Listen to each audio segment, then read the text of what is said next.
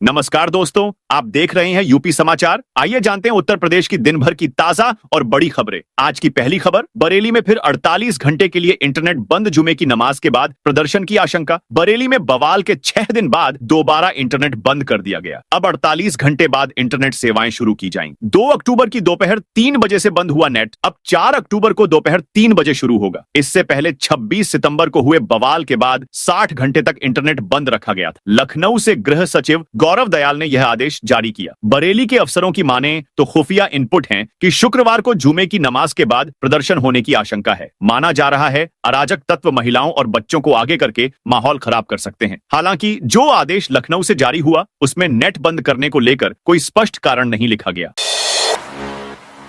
संभल में बुलडोजर देख लोग खुद तोड़ने लगे। मस्जिद संभल में तालाब की जमीन पर बने मैरिज हॉल पर गुरुवार को 4 घंटे तक 4 बुलडोजर चले। सुबह 11:30 बजे शुरू हुआ एक्शन दोपहर 3:30 बजे तक चलता रहा। इस दौरान अवैध रूप से बने मैरिज हॉल को गिरा दिया गया। हालांकि मैरिज हॉल का गेट नहीं तोड़ा गया। वहीं बुलडोजर देखकर स्थानीय लोगों ने डीएम राजेंद्र पेंसिया से मस्जिद तोड़ने के लिए 4 दिन की मोहलत मांगी। डीएम की परमिशन मिलते ही हॉल के बगल में बनी मस्जिद को लोगों ने खुद तोड़ना शुरू कर दी। मौके पर डीएम राजेंद्र पेंसिया और एएसपी कृष्ण विश्नोई मौजूद हैं। इसके अलावा करीब 200 पुलिसकर्मी और पीएसी जवान तैनात हैं। ड्रोन से भी निगरानी की जा रही है।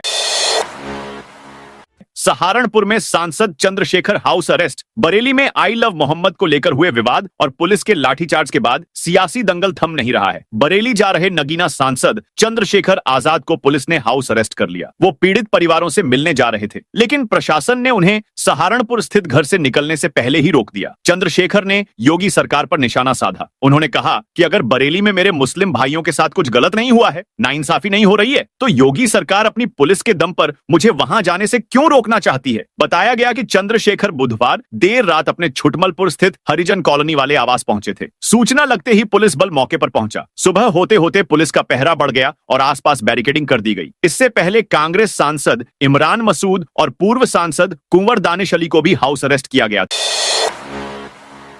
रावण दहन से पहले यूपी के 10 जिलों में बारिश पुतले पानी में भीगकर गिरे। यूपी के 10 से ज्यादा जिलों में दशहरे के दिन भी जोरदार बारिश हुई। कई जिलों में रावण, मेघनाद और कुंभकर्ण के पुतले पानी से भीगकर जमीन पर गिर गए। मेला स्थल पर पानी भर गया। मेले में आए लोग बारिश से बचने के लिए दुकानों में घुस गए। दरअसल यूपी के कई जिलों में बीते 2 दिन से जमकर बारिश हो रही है। यह सिलसिला आगे भी जारी रहेगा। संभल, रामपुर, फतेहपुर, मऊ समेत कई जिलों में सुबह से बारिश शुरू हो गई। लखनऊ में भी बादल छाए हैं, ठंडी हवा चल रही है। सांसद बर्क बोले, हर मस्जिद के नीचे शिवलिंग मत खोजो। संघ प्रमुख कहते हैं कि हर मस्जिद के नीचे शिवलिंग मत खोजो, लेकिन उन्हीं के लोग लगातार इसे मुद्दा बना रहे हैं। इससे साफ है कि आरएसएस की कथनी और करनी में फर्क है। संभल से सपा सांसद जियाउर रहमान बर्क ने बुधवार को मीडिया से बात करते हुए यह बातें कही। उन्होंने कहा, जिस तरह दशहरे पर हर साल रावण का पुतला जलाया जाता है, उसी तरह हमें अपने दिलों से भी रावण को फूंकना होगा। असली जीत तभी होगी। बर्क ने कहा, जो लोग गलत मानसिकता रखते हैं उन्हें सही रास्ते पर आना होगा। सच्ची देशभक्ति और धर्म के प्रति वफादारी तभी है जब इंसान सब धर्मों के लिए काम करे। लखनऊ में सुब्रत रॉय के रिश्तेदार सहारा सिटी से भागे। लखनऊ में सहारा के कर्मचारी धरने पर बैठ गए हैं। सहारा शहर के 7 गेटों पर अंदर से ताला जड़ दिया है। वेल्डिंग करके गेटों को पूरी तरह से बंद कर दिया है। बिजली पानी रोक दिया है। किसी को सहारा शहर में आने जाने नहीं दे रहे हैं। सहारा प्रबंधन के खिलाफ इकट्ठा होकर नारेबाजी कर रहे हैं। मौके पर पहुंची पुलिस से कर्मचारियों की तीखी बहस हुई। इस दौरान कर्मचारियों ने कहा कि सहारा प्रबंधन पूरी तरह से शून्य हो गया है। सुब्रत रॉय के रिश्तेदार पीछे के गेट से भाग गए हैं। जब तक हमारी मांग और मुद्दों को नहीं सुना जाएगा तब तक यहां पर कोई गेट नहीं खुलेगा। हमारा बकाया पैसा दिया जाए, हमारी सैलरी दी जाए, समस्या का समाधान कराया जाए।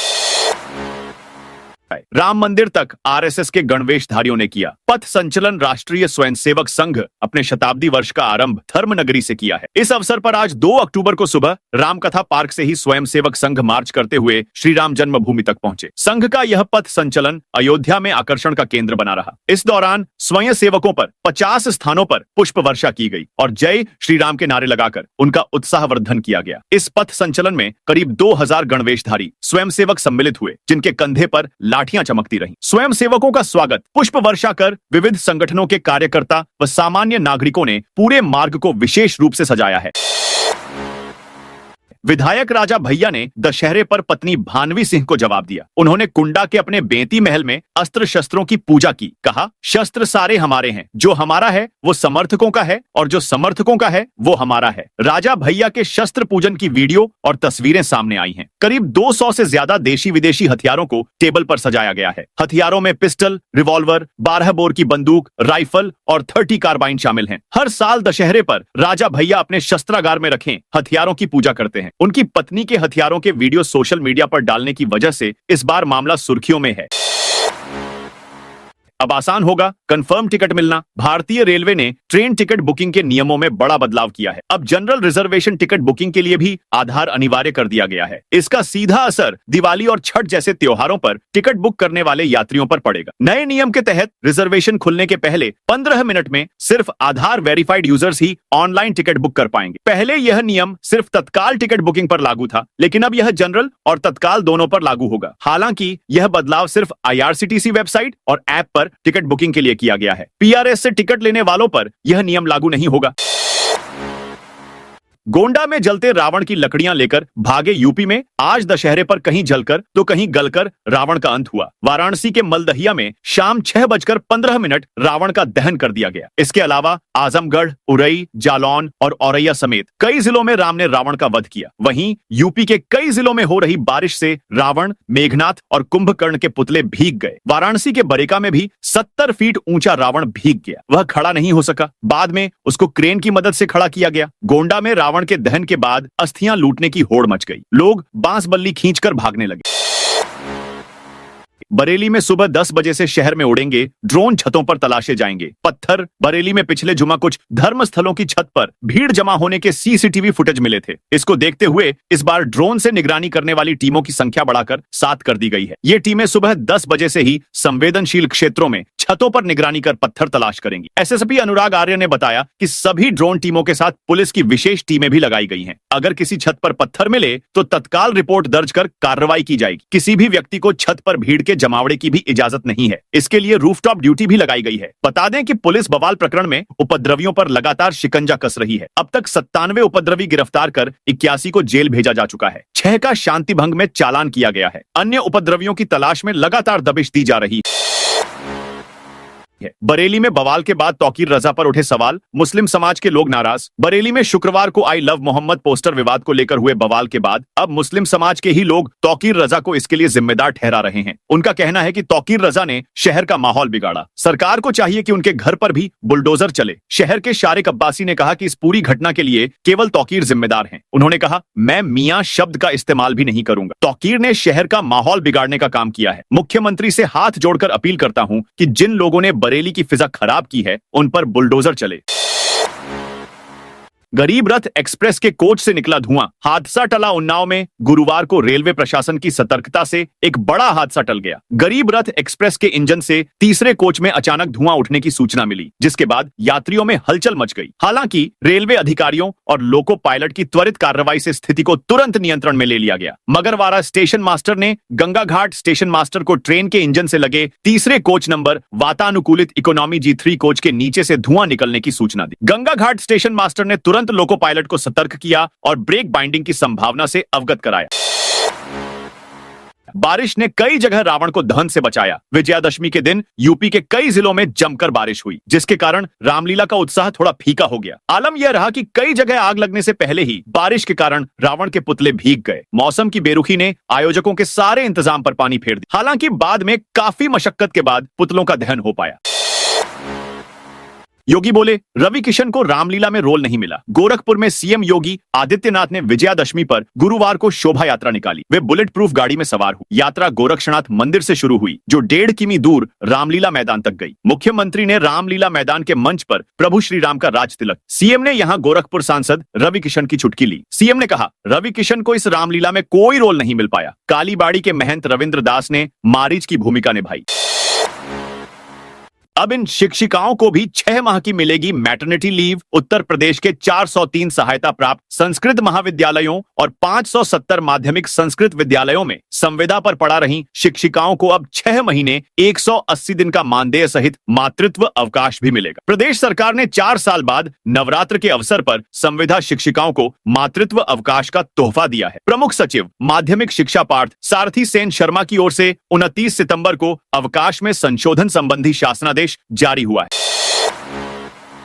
पद्म विभूषण पंडित छन्नूलाल मिश्र का निधन। शास्त्रीय गायक पद्म विभूषण पंडित छन्नूलाल मिश्र का गुरुवार तड़के निधन हो गया। वे 88 साल के थे। उन्होंने सुबह 4:15 पर बेटी नम्रता मिश्रा के मिर्जापुर स्थित घर पर अंतिम सांस ली। छन्नूलाल मिश्र का खेले मसाने में होली गीत आज भी हर किसी की जुबान पर है। पंडित छन्नूलाल मिश्र की 4 बेटियां और एक बेटा है। पत्नी और एक बेटी का 4 साल पहले निधन हो चुका है। छन्नूलाल का अंतिम संस्कार शाम को काशी के मणिकर्णिका घाट पर किया गया। इस दौरान जवानों ने गार्ड ऑफ ऑनर भी दिया। छन्नूलाल मिश्र को मुखाग्नि उनके पोता राहुल मिश्र ने रात 9 बजे दी। दाह संस्कार के समय सिटी मजिस्ट्रेट रविशंकर सिंह मौजूद रहे। वहीं इस दौरान बड़ी संख्या में पुलिस फोर्स मौजूद रही। पाठ्यक्रम की अनदेखी करने वाले मदरसे जुलाई से बंद होंगे। मुजफ्फरनगर में मुख्यमंत्री पुष्कर सिंह धामी ने रामपुर तिराहा के शहीद स्मारक पर शहीदों को श्रद्धांजलि अर्पित की। संस्थापक महावीर प्रसाद शर्मा की प्रतिमा का अनावरण किया। उन्होंने कहा कि उत्तराखंड की डेमोग्राफी को बनाए रखने के लिए कई बड़े फैसले किए गए हैं। साथ ही धर्म परिवर्तन, लव और लैंड जैसे मामलों पर सख्त कानून बनाए गए हैं। सीएम धामी ने बताया कि निर्धारित पाठ्यक्रम लागू न करने वाले मदरसों को जुलाई 2026 से बंद कराने का काम किया जाएगा। उन्होंने कहा, रामपुर तिराहा कांड के दौरान आंदोलनकारियों और मुजफ्फरनगर के लोगों को हुए बलिदान को भी कभी नहीं भुलाया जा सकता बताया। सीएम योगी आदित्यनाथ की अगुवाई में निकली विजय शोभा यात्रा। गोरखनाथ मंदिर से विजयदशमी पर निकली गोरक्ष पीठाधीश्वर एवं मुख्यमंत्री योगी आदित्यनाथ की पारंपरिक विजय शोभा यात्रा आस्था और उत्साह का अद्भुत संगम बनी। रथ रूपी वाहन में सवार योगी आदित्यनाथ का सर्व समाज ने स्वागत किया। जगह जगह मुस्लिम, सिंधी और बुनकर समाज ने पुष्प वर्षा कर अभिनंदन किया। संस्कृति विभाग के दलों ने लोक प्रस्तुतियों से शोभा यात्रा का आकर्षण बढ़ाया। मानसरोवर मंदिर पहुंचकर योगी ने महादेव का अभिषेक और रामलीला मंचन में प्रभु श्रीराम का राज तिलक किया। बुलंदशहर में 4 करोड़ 76 लाख से बनेंगे 4 किसान केंद्र। बुलंदशहर में किसानों को अब खाद, बीज और सरकारी योजनाओं का लाभ एक ही स्थान पर मिलेगा। यहां 4 करोड़ 76 लाख रुपए की लागत से 4 किसान कल्याण केंद्र स्थापित किए जा रहे हैं, जिनसे 1.5 लाख से अधिक किसानों को सीधा फायदा होगा। प्रत्येक केंद्र के निर्माण पर 1 करोड़ 19 लाख रुपए खर्च होंगे। पहले चरण में खुर्जा में केंद्र बनाने के लिए 1 करोड़ 19 लाख रुपए की राशि स्वीकृत हो चुकी है। इसके अलावा अगौता, सिकंदराबाद और डिब्बाई में भी भूमि चिन्हित कर ली गई है, जहां जल्द ही निर्माण कार्य शुरू होगा। बाराबंकी में देवा मेला के चलते बदले रूट। उत्तर प्रदेश के बाराबंकी के पुलिस अधीक्षक अर्पित विजयवर्गीय ने हाजी वारिश अली शाह देवा मेला 2025 के दौरान यातायात व्यवस्था को सुचारू बनाए रखने के लिए मार्ग परिवर्तन की घोषणा की है। यह मेला 8 अक्टूबर 2025 से 18 अक्टूबर 2025 तक चलेगा। मेला क्षेत्र में सभी प्रकार के वाहनों का प्रवेश पूरी तरह से वर्जित रहेगा। सभी वाहन निर्धारित पार्किंग स्थलों तक ही जा सकेंगे और उन्हें निर्धारित मार्गों का ही उपयोग करना होगा। अयोध्या में महिला अपराधों के 288 आरोपी गिरफ्तार। अयोध्या पुलिस ने महिला उत्पीड़न से जुड़े मामलों में बेहद सख्त रुख अपनाते हुए उल्लेखनीय सफलता हासिल की है। जिले में महिला संबंधी अपराधों के 288 मामलों में पुलिस ने त्वरित कार्रवाई करते हुए सभी 288 आरोपियों को गिरफ्तार कर जेल भेज दिया है। इनमें हत्या, दुष्कर्म, अपहरण और दहेज हत्या जैसे संगीन अपराध शामिल हैं। अयोध्या के वरिष्ठ पुलिस अधीक्षक डॉक्टर गौरव ग्रोवर ने जानकारी देते हुए बताया कि पुलिस ने हर मामले को प्राथमिकता देते हुए आरोपियों की तत्काल गिरफ्तारी सुनिश्चित की है। गंभीर अपराधों में लिप्त व्यक्तियों को किसी भी तरह की राहत न देते हुए सीधे जेल भेजा गया है।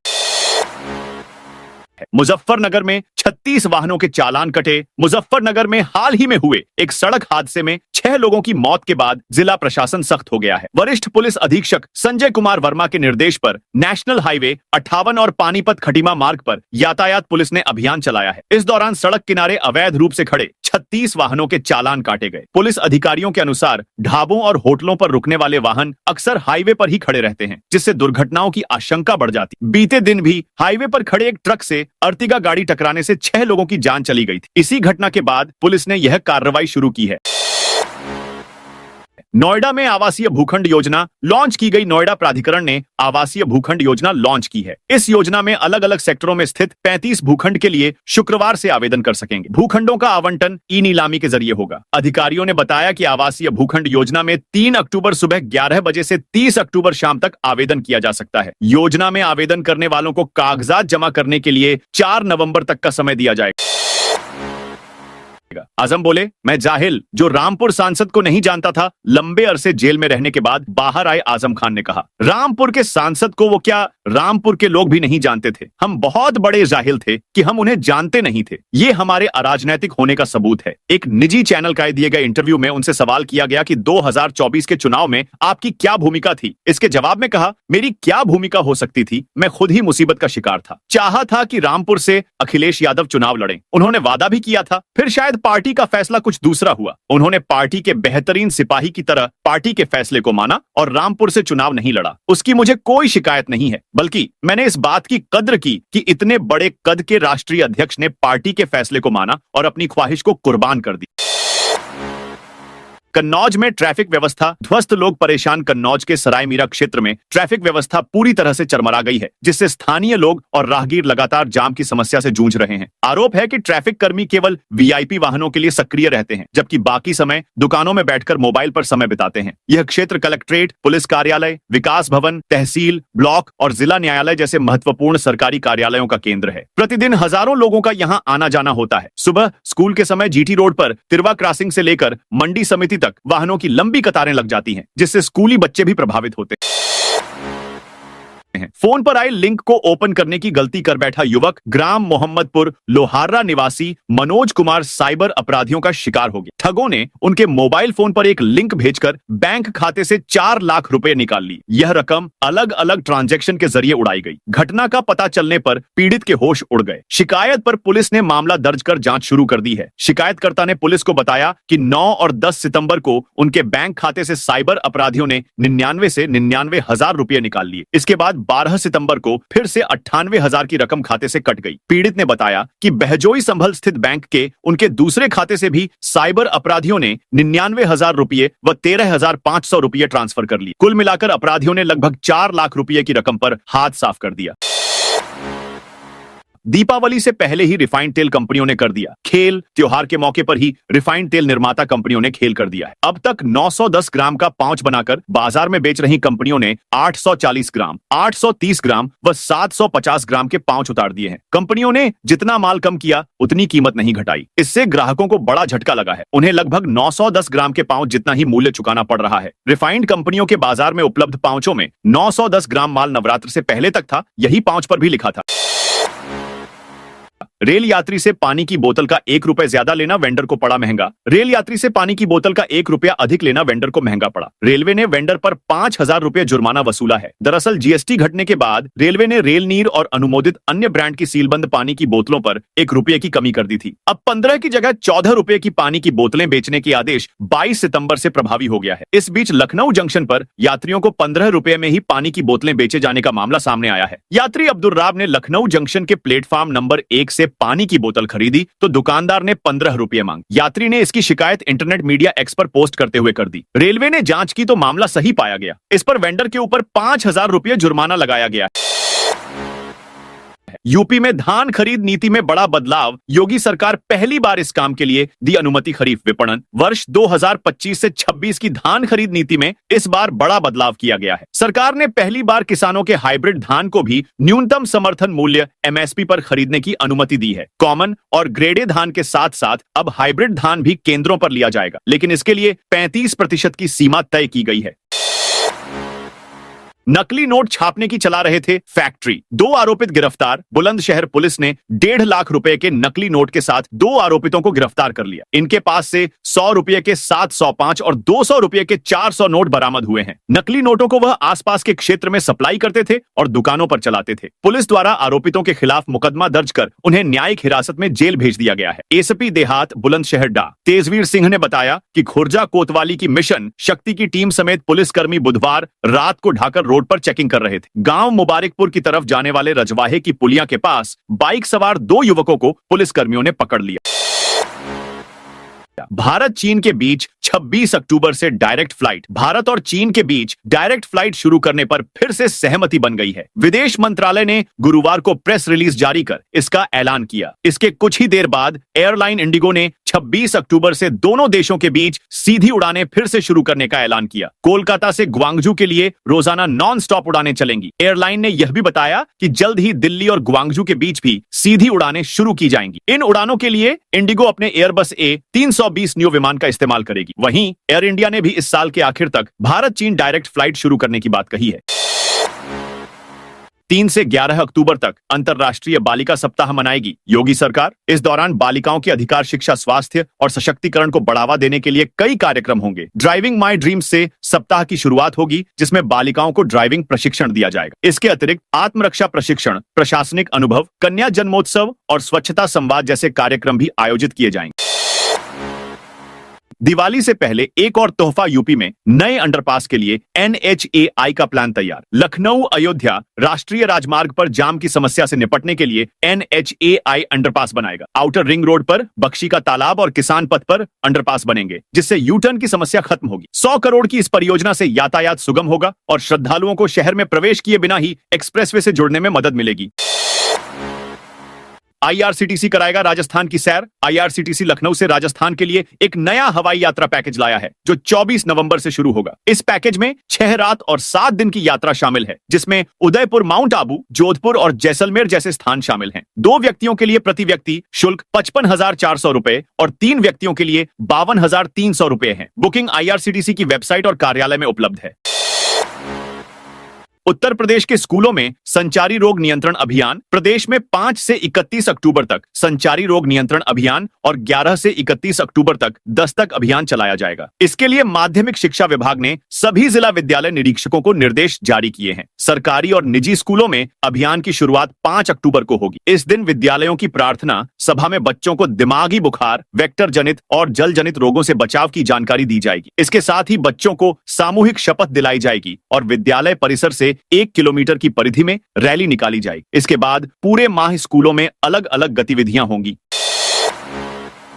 कानपुर पहुंचे जम्मू कश्मीर के उप राज्यपाल मनोज सिन्हा। जम्मू कश्मीर के उप राज्यपाल मनोज सिन्हा कानपुर देहात में एक कार्यक्रम में भाग लेने पहुंचे। चकेरी एयरपोर्ट पर मीडिया ने उनसे POK के हालात और जम्मू कश्मीर की सुरक्षा को लेकर सवाल किए, लेकिन उन्होंने मुस्कुराकर जवाब नहीं दिया। वह सांसद देवेंद्र सिंह भोले के गांव कंचौसी में आयोजित भंडारे में शामिल होने आए थे। एयरपोर्ट पर भाजपा नेताओं ने उनका स्वागत किया। सुरक्षा व्यवस्था कड़ी रही।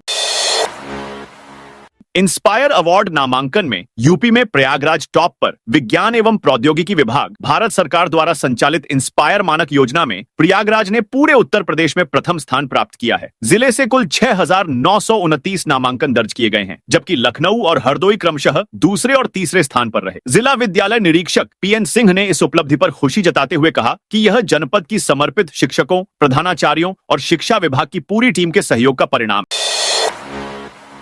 कानपुर सेंट्रल से होकर जाने वाली 8 ट्रेन रद्द। अमौसी यार्ड पर नॉन इंटरलॉकिंग कार्य के कारण रेलवे ने 8 और 9 अक्टूबर को 8 ट्रेनें रद्द कर दी हैं। इसके अतिरिक्त 10 ट्रेनों को रीशेड्यूल किया गया है और 6 का मार्ग परिवर्तित किया गया है। ये सभी ट्रेनें सेंट्रल स्टेशन से होकर गुजरती हैं। तो दोस्तों, यह थी आज उत्तर प्रदेश के सभी जिलों की दिन भर की ताजा और बड़ी खबरें।